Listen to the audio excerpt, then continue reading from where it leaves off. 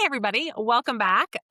As we jump into today's Consistency Corner podcast episode, I want to frame this around a conversation that I have with a lot of founders that the reason your marketing might feel inconsistent is because of a discipline problem. And if we could just try a little harder, if we could just post a little more, if we could just finally just get on top of it and get our life together, it would all click into place. And my guest today, we were just chatting before we hit record about parenting.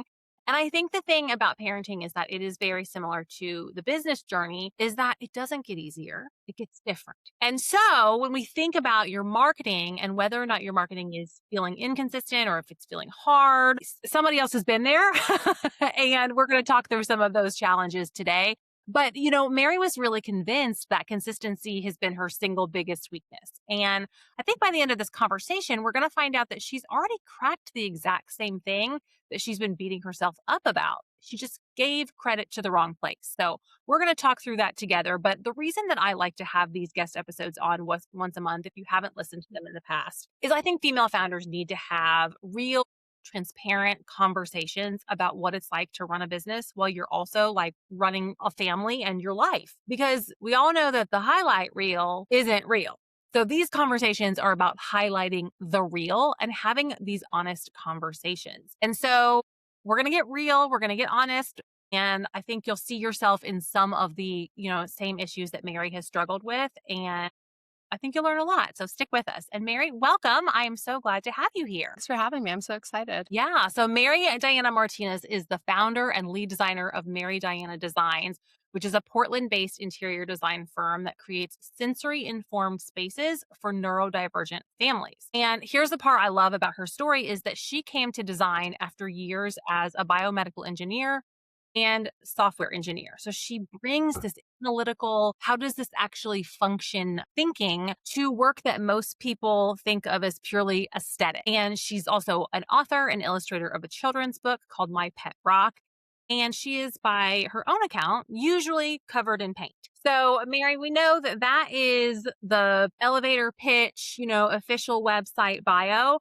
But tell me a little bit more. Tell me how you got to where you are today. I know we chatted before we hit record that you're like, I have a degree in biomedical engineering and I've been a software designer. And like, how did you get here? So when I was little, I decided I wanted to be a biomedical engineer because I knew I wanted to help people and I didn't want to be a doctor.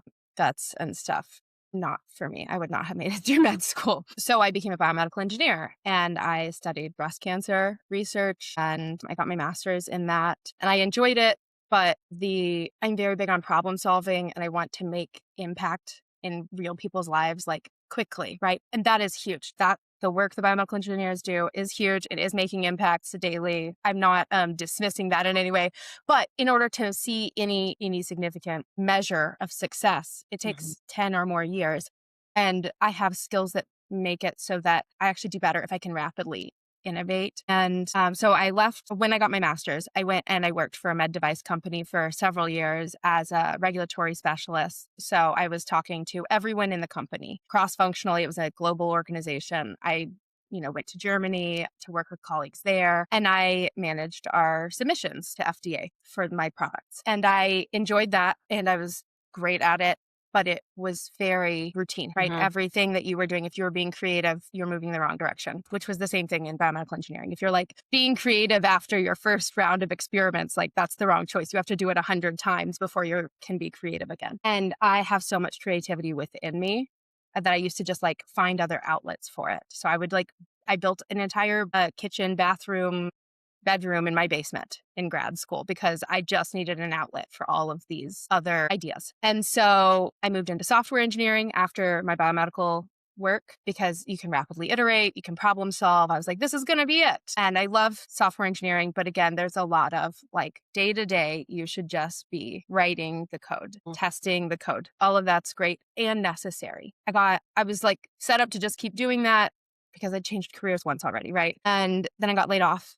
I was like, I think the company went through it went private and it went through 4 rounds of layoffs in 2 years. And I finally got cut in the last one after my entire team got cut in the previous one. And so I was like, okay, well, I guess this is at least a chance to figure out, like, is this really what I want to do? Or was I just committed because I had committed. And I took last year to kind of figure it out. I wrote and illustrated a kid's book. I wrote some music specifically around like family stuff. That's not the right word, but that resonates with families. Like people have cried when I played my song, but like happy tears. And then I finally realized I've had my design business for 8 years, and it started off as I was doing florals for weddings and events.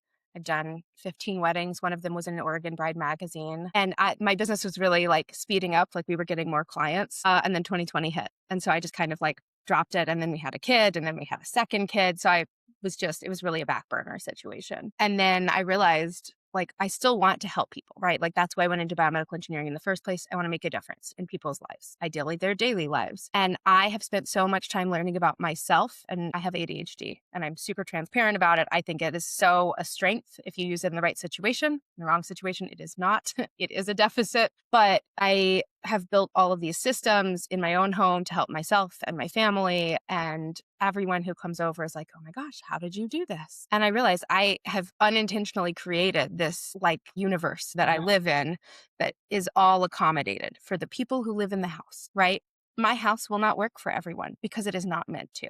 It is meant to work for the people who live here and the Mhm. people who visit. And I think everyone's houses should be like that. I think your home should serve you and your family and not the other way around. Like if you are spending all of your time cleaning and stressing over, oh no, don't eat that there, don't get yogurt on the couch again. These are real examples from my own real life. My kids are 2 and 5. So we have a lot of messes. But if you look at houses from, the 1950s, they're roughly the same as they are now. You have Mhm. a couch, and you have maybe a TV, and you have a dining room, and you have individual bedrooms. And all of that's great, and it has a purpose, but that purpose doesn't serve everyone the same way. And so what I want to do is what I do is I create joy and function in people's homes. And I come to the interior design side of it with a strong background in engineering and human-centered design and working directly with clients to assess their needs for the space. And then I build them whatever it is that's going to improve their daily workflow, their, limit kid dysregulation, adult dysregulation. Like we have a swing inside of our house for my kids to play on. And also we use it. Friends who come over, they all use it. They're like, wow, this is amazing. I'm like, yeah, you can just put one in your house. Did you know that? You could just do it. And Yeah. so, I think that's what I bring. That's how I got here. And that's what I bring. That's why I'm passionate about it, is because it Yeah. really does change how your life feels. When you're at home, that should be the most comfortable place in the world for you. It's And interesting. It kind of strikes me that instead of asking the family to adapt to the ecosystem, you're getting the ecosystem to adapt to the family. yeah, absolutely. There's no, my 2-year-old is never going to not put yogurt hands on the couch. So you Mhm. know what I have? I have a leather couch. Yeah. You know why?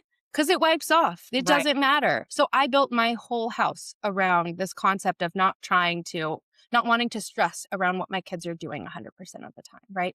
Yeah. My kids color on their walls in their room. I do not care. They don't color on their walls in the rest of our house, but they know that that space is theirs and it's safe for them to Mhm. express themselves. And I think that that is something that we've kind of lost along the way. And like this, everything needs to have this perfect aesthetic, and it needs to be clean and organized and tidy. And like all of those things are nice to have, and they do definitely impact how you feel in your environment.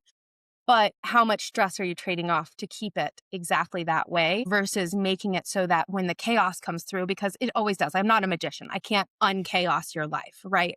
But I can make it so that when the chaos happens, the recovery from the chaos is fast and it's simple. And that just makes such a difference. So you don't have to spend 5 hours cleaning your house before your mother-in-law comes over or whoever. You can just take 20 minutes, put everything back in their homes because they all have homes now, and be ready. Yeah. So, I love that idea that the chaos, we're not going to prevent it, but we can recover from it quickly if Yeah. we have the right systems. And I think the same thing, whether it's in your home with your children, your marketing strategy, or in your business, like we so desperately want to plan everything perfectly so that everything will go according to plan. but it won't.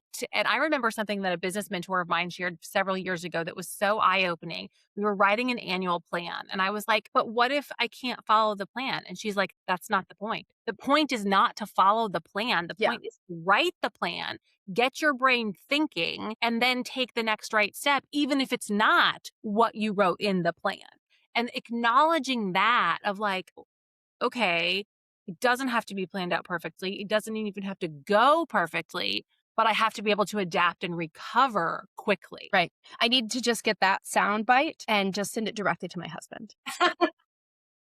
Flexibility is like my number one skill. Like we'll be like getting into the car and the plans will change and I'll just be like, cool, we pivot. No big deal. And but that is what like I'm able to create for other families is like, Yeah. okay, this is the chaos now. Yeah. Oh, it didn't go according to plan. How do we make it so it's easy to recover and get back on something that feels calm-ish, calm adjacent? Yeah, I love that. All right, well, let's pivot a little bit and we're going to talk about your business and your marketing. Yeah. So, first thing I would love to know, and this is something that we do with all of our clients when we do our cornerstone strategy, which is the framework and the foundation of everything that we do for clients, but that is to really understand your business goals. So, and the reason that we do this is because the internet, Instagram, is going to tell you, do this, do this, do this, do this, do this. And ultimately, they're talking to different business owners with different business models with different goals. And so you cannot compare your goals and to someone else's goals. So it's important to really get clear on that. So right now in your business in this season, Yeah. what are your goals? Is it visibility? Is it more clients? Is it a specific kind of project? Is it the book? What does winning look like for you maybe in the second half of 2026? Yeah. My goal is to have more clients so that I can consistently understand how my time is going to be spent, where our income is coming from because I do have a couple of places that I have like multiple sources of income, but I would really like to focus on just having my design firm be the primary source of my income so that my husband and I can actually share the family costs and have enough left over to not be stressed or not be working like two or three additional sources of income. Yeah.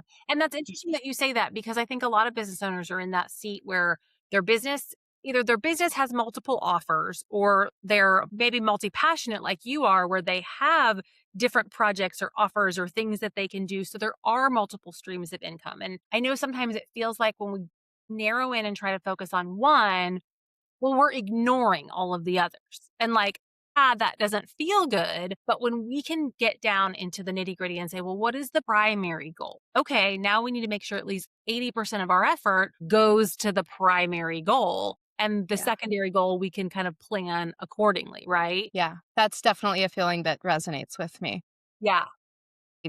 I've always been this way, but I feel like saying, okay, this is exactly the path I'm going to take, like cuts out all of the other opportunities. And I'm like, but what if something amazing was there? This is going to sound conceited, but I'm pretty good at a lot of things. And so then I don't know, like I wrote and illustrated the book and it took me less than a year. And is it perfect? No, but I've sold quite a few copies and everyone has loved it. I got a text from my mom the other day. It was like, my kid made me read it 8 times and loves it so much. But like, that's not going to be the primary source of my income, no matter how much I enjoy doing that part Mhm. right now. Right. And maybe eventually if I keep working on it in the background and that's the 20% I'm on, Mhm. but I do feel that. And I feel constantly pulled in so many directions that it's hard for me to understand how to really hone in and grow my clients, grow the right type of clients too, because I offer, like right now, I offer packages. I have a 2 hour, a 10 hour, and a 20 hour. And I would really love to get a couple of 20 hour clients. Like the hourly rate is less. So, like, it would be better for them. And I want some big projects where I can really see something through from start to finish and, help set these people up. I like all of the packages. That's why I have them. I offer the 2 hour ones because sometimes families only have the budget and or time and or need for a quick 2 hour, like am I allowed to curse? Yes. Get my shit together. Yeah.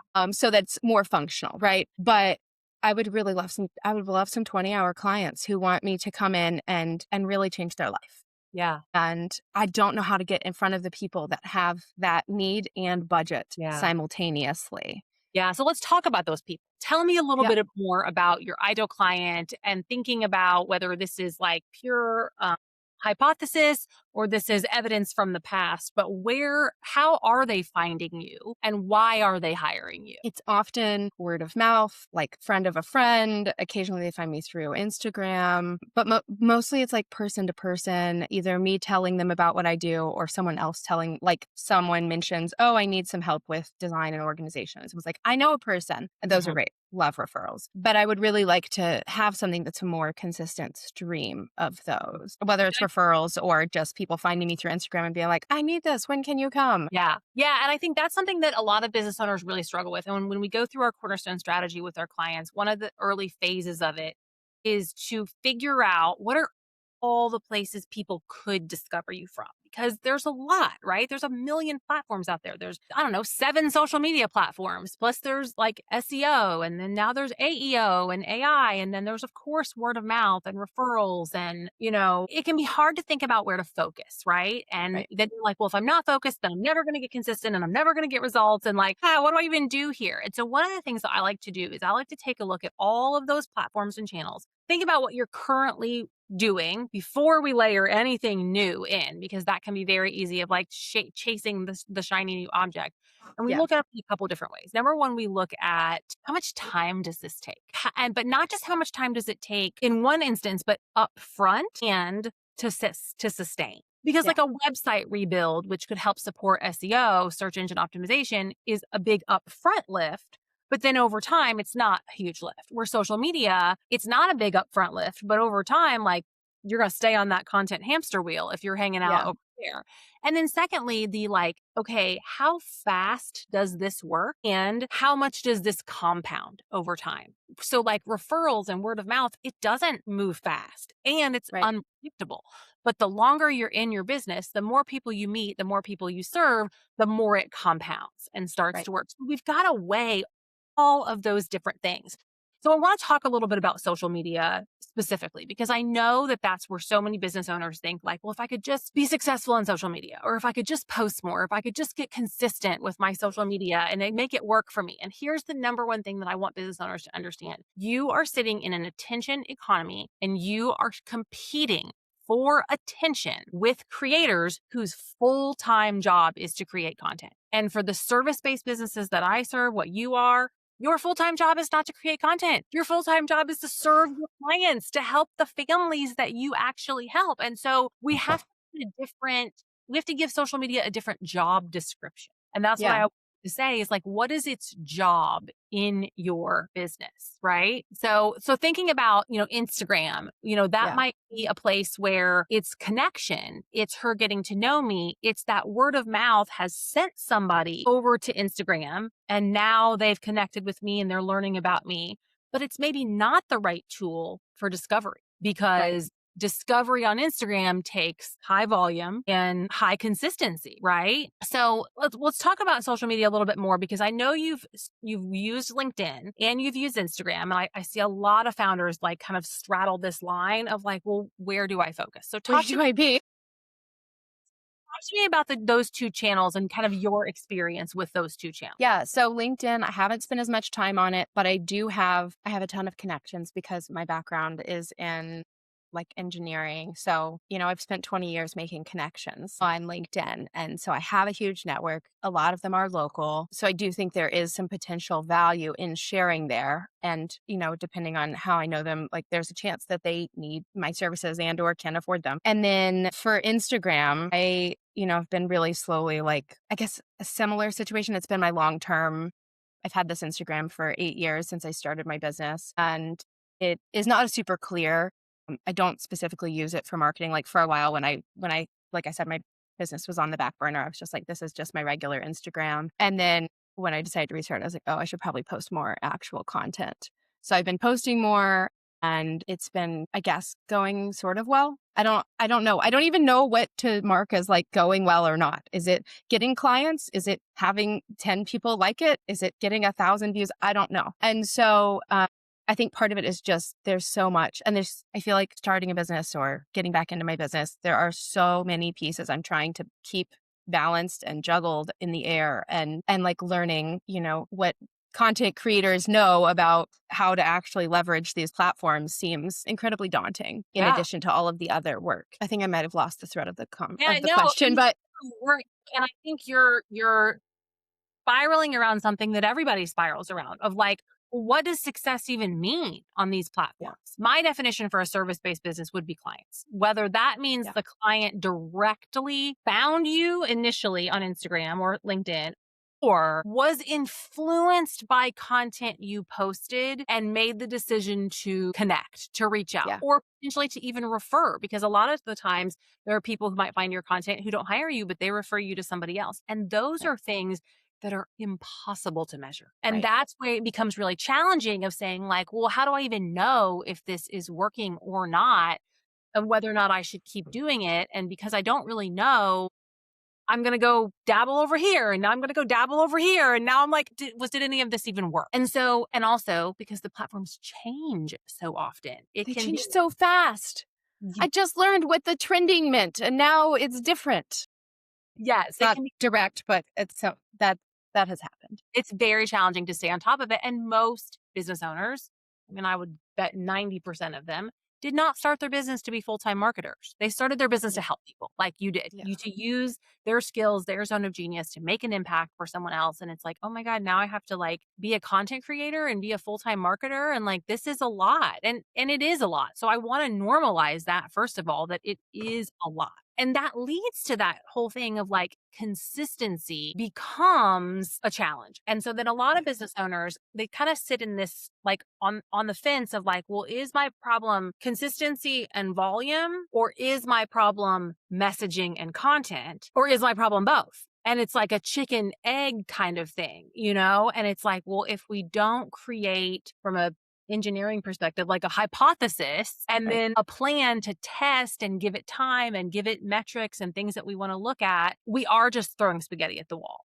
Yeah, And sometimes you can throw spaghetti at the wall and it sticks. And that's great. And it's one of those things with reels. Like I always tell people, reels, if you don't make reels, you're never going to have a reel pop off. But right. just because you make reels, it doesn't mean you're going to be successful with reels. It's like playing the lottery. You can't Yeah, win if you don't play, but just because you play doesn't mean you're going to win. right. So, like in terms of capacity, where the heck do I focus? So, that's my Yeah. next question. What does your capacity look like for marketing? If you were going to look at an average week, an average month, however you want to break it down, like how many hours can you devote to marketing? I could probably do 2 to 4. I probably do 2 to 4 hours every 1 to 2 weeks. Okay. I don't know. It depends. I've been trying to post more and more Mhm, consistently. mhm, So it's definitely increased recently. And I don't know, do we count like filming the content or mhm. do we just count editing the content? If it was stuff I was already going to be doing, like I do a lot of time lapses, which sorry, side note, I was so excited. Yesterday, I showed a time lapse to someone of a project I'm working on. I posted it this morning. So feel free to go check it out. And they were like, I love your time lapses. You always do such cool time lapses. And they were the third person to tell me that yesterday, That's which was well, out of nowhere. yeah. So, but like time lapses, right? It's like setting it up and like I probably spend a few extra minutes during it to try and like make sure all the angles are right. Where is my tripod? I need to tape it to this thing because there's no other way to attach it, whatever it is. And then most of my time then is spent on compiling the videos, editing them, coming up with a caption, which I definitely do use like Claude to help me Mhm, generate it. And same with hashtags, but then it generates hashtags and I'm like, this is useless. Like there's like 10 people who've ever used this hashtag. yeah. Well, So I don't know. one of the things that you said that I wanna come back to because this is kind of a silent weight that I think we don't account for in our capacity. Remembering to set up your tripod, thinking about the angles. That is immeasurable capacity that is real. And Okay. that's something that like we need to give credit to ourselves for because instead of thinking walking into that project and you're only thinking about the project, you're carrying this other little weight. And I talk about this as the mental load of marketing. And it's just like the mental load of motherhood. It's this invisible thing that we always have to carry, like who likes what snacks and who's, overtired and who has sensory needs and who has this and who has like you're just always carrying it and it makes you tired because it is Yeah. heavy, right? That's actually really helpful to hear because Yeah. I feel like so many people that I see who either are influencers or have maybe just been doing it a long time, like they make all the pieces look so effortless. And I'm out Mhm. here being like, where is my tripod? Where did the kids move it?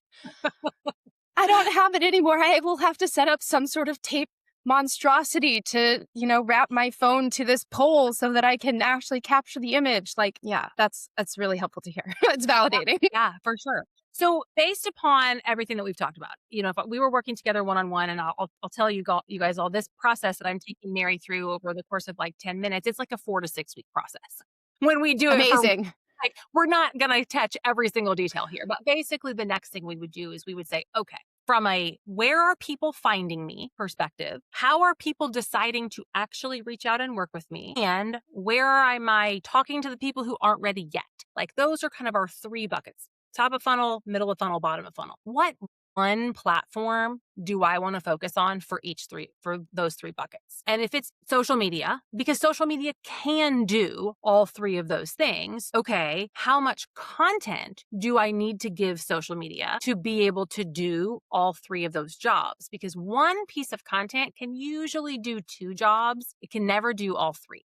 And so if we're asking a specific platform like social media to do all 3 of those jobs, it's got to have the content to be able to do them. And so that's when our capacity becomes like the reality check of, do I have the capacity to create that much content? And so maybe Instagram is not the tool that we're using for top of funnel. Maybe we are relying on referrals and word of mouth. And instead of spending an extra hour filming a video and editing a video and writing a caption, maybe we spend 15 minutes doing a reach out to somebody who we've been connected with in the past and just checking in. Or maybe we spend 30 minutes going to an online networking event and meeting 10 new people, and it's deciding, and I typically want people to decide for at least a quarter which platforms we want to prioritize for those 3 kind of phases. And then to be really honest with ourselves about how much can I actually pour into those with my existing capacity. Because let me tell you, this person sitting right here in the marketing director's chair thinks she can do all the things. And I know as well as you guys do that you can't. You're only one. It's so funny. You try talking to Claude. Claude all the time, you're trying to do 3 people's jobs. That's why you're tired. And I'm like, but I can do it. And Claude's like, no, I you can can't. do it. Yeah. Yeah.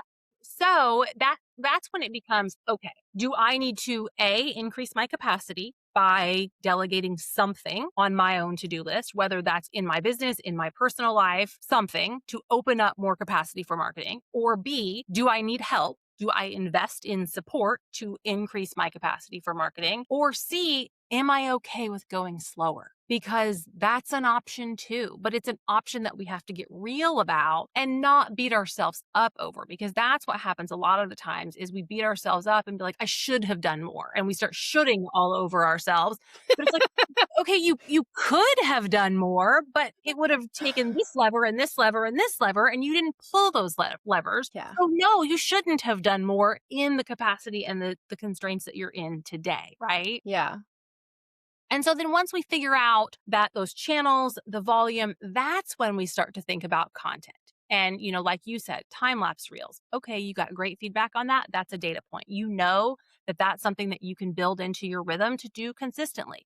You've Yeah. talked about, maybe, I think this was in the kind of pre-work you did for the episode, but like personal content resonating on LinkedIn and thinking like, okay, well, that's data that I have. So maybe that's something that I'm going to double down on, and I'm going to continue to see, if I do it for a while, what kind of data do I actually get, right? So we talked about a lot. And like I said, this is a 4 to 6 week process I go through with my clients. But what questions do you have for me? Or is there anything that kind of we've hit on today that you're like, say more about that? I guess right now, knowing that my capacity is probably pretty fixed because my kids are young Good. and I'm busy from 5 a.m. to 11 p.m. and I don't really take breaks. So how can I make that 2 to 4 hours a week that I have available for marketing time really? I think my current need is to get clients into the top of the funnel, Mm. right? Like I think generally, like, I'm great with people. Because I really enjoy them and I like working with people, and I'm really excellent at what I do. Cool. And so I'm not as worried about converting them from the top of the funnel, but how Mhm. do I get them there? Yeah. And how can I leverage the platforms that I have, or do I have to make another platform? Yeah. I don't think you have to make another platform. In fact, I wouldn't. Okay, great. What I know about your capacity, I absolutely would not. I would pick one and go all in on that one. Okay. And, if that happens to be Instagram, maybe one post a week, you share it to LinkedIn as is. You don't worry about editing it. And that way you keep a presence over there. If you decide Yeah. to go all in on LinkedIn, same thing. You pick one post that you made for LinkedIn and you share it to Instagram a week just to kind of keep a presence over there. But you pick one all in. And then the other thing that I was thinking about is ads. And the thing about ads, they're not for everybody. I want people to know that they're not a magic bullet. But at the end of the day, when it comes to marketing, every single strategy works. Every single strategy takes time and or money. And so when we spend money on ads, it can shorten the amount of time that it takes. Yeah. And so obviously we have not dug into all of the details of your business and your financials and your, all of those types of things. But considering investing in ads could be a way to get new people to discover you quickly without a ton of effort or without a ton of Yeah. your time and effort. I think my second kind of gut instinct on that was networking events, and you and I met in Entreprenista. So I groups. do a lot of networking events. Yeah, so groups like that, but when you think about that, think about the fact that that's marketing capacity. Going to a networking event, also preparing for it, looking for it, making notes about who you met, following up with people, all of that is part of that 2 to 4 hours a week that you might have for marketing. That would be, I think, a slower build, but I think a more guaranteed build than a relying on social media for top of funnel, and then you let social media be your middle of funnel tool. Okay. Okay. That's great. Yeah. Yeah, I And can definitely do that. takes the pressure off to pump out content, right? Right. Yeah. Yeah. So obviously, like I said, we talked about a lot of stuff today. I think these types of conversations are so incredibly important. So if you're listening and you're like, yeah, these conversations are important. I want to have more real life conversations. I invite you to attend our quarterly marketing mixer, which is a networking group for mom founders. And we have real life conversations about capacity, about marketing, about what's realistic, about what we're struggling with. And I promise it's fun. I promise it's not a pitch slap. I'm really good at organizing networking events. If I do say myself, they're online. So check it out in the show notes. I would love to see you at our next one. And if you would like to connect more with Mary and learn more about her design services, her children's book, I mean, definitely design services. If you're neurodivergent, you need to talk to her. So where can people connect with you? Where's the best place for people to reach out? Yeah, my website is a great way to reach me, marydianadesigns.com, and Instagram also works. And I want to also say that I do offer remote design services. Yeah. So if you're interested in working with me, but you live afar and you don't feel like paying for my flights, then there is the option to work with me remotely. You're also welcome to pay for my flights. I will travel with all my tools. So Yeah. yeah, reach out. I would love to connect with people, All right. moms especially. Yeah. Well, Mary, thank you so much for being here. This was a really great conversation, and we'll see y'all in the next episode. Thank you so much, Ruthie.